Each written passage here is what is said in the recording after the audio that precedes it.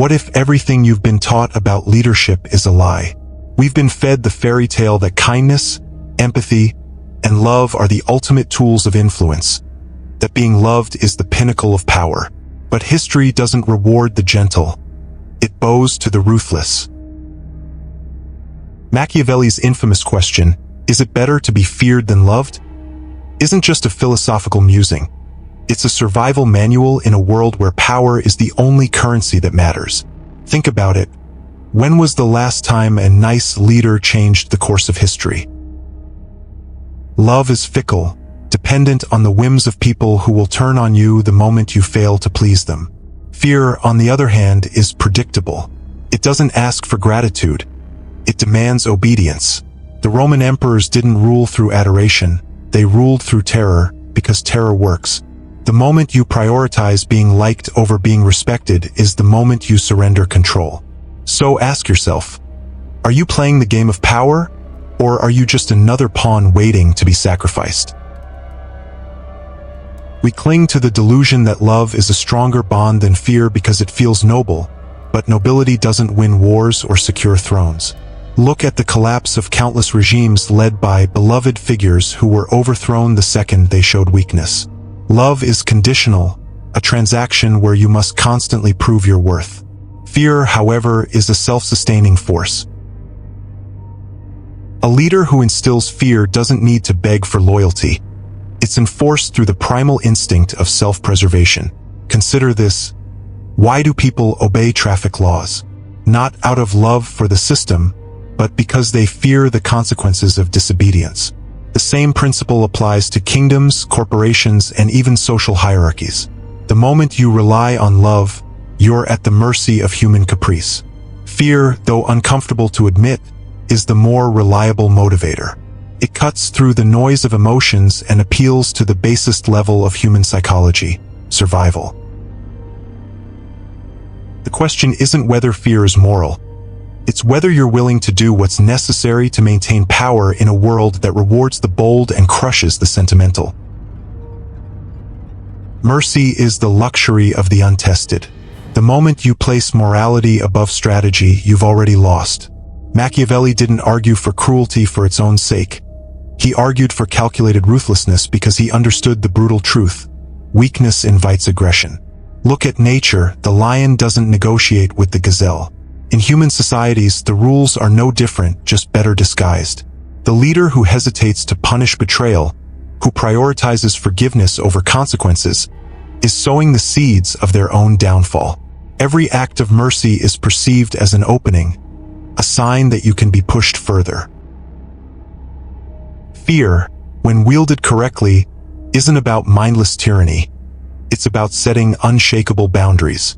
The moment your enemies, or even your allies, believe they can cross you without repercussion, you cease to be a leader and become a target. The great rulers of history, from Caesar to Bismarck, knew this. They didn't rule by consensus. They ruled by ensuring that defiance was unthinkable. So ask yourself, are you building a legacy or a graveyard for your ambitions? Fear isn't just an emotion. It's the ultimate tool of control. Unlike love, which requires constant maintenance, fear lingers. A single act of decisive ruthlessness can echo for generations, deterring rebellion long after the deed is done. Psychologically, fear triggers the amygdala, the brain's survival center, overriding logic and ensuring compliance. This isn't speculation, it's neuroscience. The threat of punishment is far more effective than the promise of reward because pain is a sharper teacher than pleasure. Think of the most feared leaders in history: Stalin, Genghis Khan, even corporate titans like Steve Jobs. Their subordinates didn't just respect them, they feared crossing them. And that fear created efficiency, discipline, and unwavering loyalty, not out of admiration, but out of necessity. The moment you understand this, you realize that leadership isn't about being liked. It's about being unchallengeable. The choice between love and fear isn't a moral dilemma. It's a strategic one, and in the arena of power, strategy always wins. Trust is the most fragile currency in the realm of power. The moment you rely on love, you're gambling on human nature, and human nature is inherently selfish. People will betray you, not because they're evil, but because it's in their interest to do so. History is littered with the corpses of leaders who believed in the loyalty of their followers, only to be stabbed in the back. Fear, however, removes the temptation of betrayal. When the cost of defiance is annihilation, even the most ambitious think twice. This isn't cynicism, it's realism. The Roman Senate loved Caesar until they killed him. The same advisors who praised the kind-hearted king will conspire against him the moment a stronger rival emerges. Love is a bond that can be broken. Fear is a chain that cannot. The question isn't whether you want to be feared, it's whether you can afford not to be. We romanticize the idea of the good king, the leader who rules with compassion and is loved in return. But this is a fantasy. Power, by its very nature, corrupts not because leaders become evil, but because the world forces them to choose between survival and morality. The benevolent dictator is an oxymoron. Kindness is seen as vulnerability, and vulnerability is exploited. Machiavelli knew this. He saw how Savonarola, the moralizing preacher, was torn apart by the same crowds who once adored him. Contrast that with Cesare Borgia, who ruled through calculated terror and died in his bed, unchallenged. The lesson? Morality doesn't preserve power. Strength does. If you want to lead, you must decide. Do you want to be remembered as a saint or as a sovereign? Because you can't be both. The master of power knows that fear and love are not opposites. They're tools. The key is not to choose one over the other, but to wield both with precision. Fear secures your base. Love expands your influence. The mistake most leaders make is leaning too far in one direction. A ruler who is only feared will eventually face rebellion. A ruler who is only loved will be overthrown. The art lies in balancing the two, using fear to eliminate threats and love to reward loyalty. Augustus Caesar didn't just rule with an iron fist. He also played the role of the benevolent father of Rome. The same principle applies today. The CEO who fires incompetence without hesitation but rewards excellence generously commands both respect and devotion. The question isn't fear or love. It's, how do I use both to dominate? Let's be brutally honest. The world doesn't pity the weak. It preys on them. Every time you hesitate, every time you prioritize being liked over being respected, you're inviting disaster. Look at what happens to nations with weak leaders, they're invaded.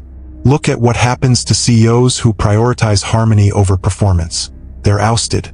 Machiavelli's rule isn't just about power, it's about survival. The moment you show vulnerability, the wolves circle. Fear isn't just a tactic, it's a shield.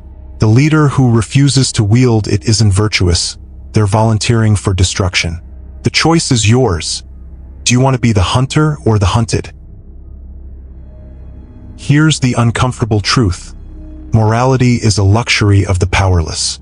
The powerful don't debate ethics, they impose them. Machiavelli's real lesson isn't that fear is better than love.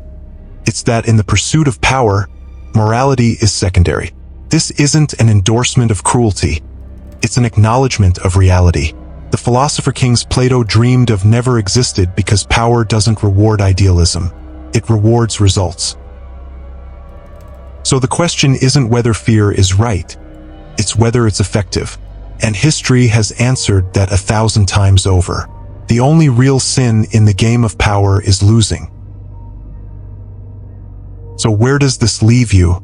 At a crossroads, one path lined with the fragile approval of others, the other paved with unshakable authority. You can cling to the comforting lie that love conquers all, playing by rules designed to keep you weak, or you can embrace the ruthless truth that power is preserved by strength, not sentiment.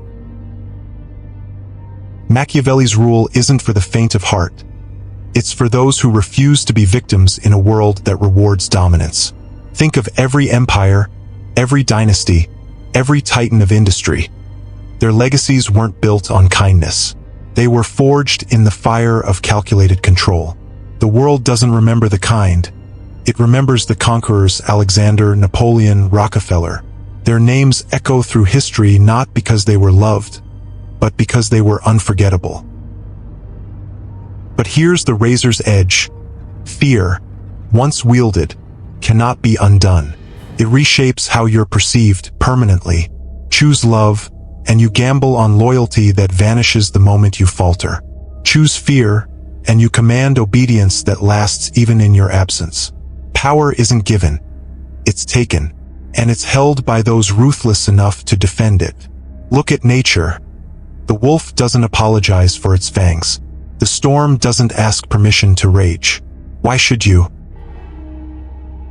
This isn't about morality, it's about results. The moment you prioritize survival over sentiment, you unlock the game's darkest secret.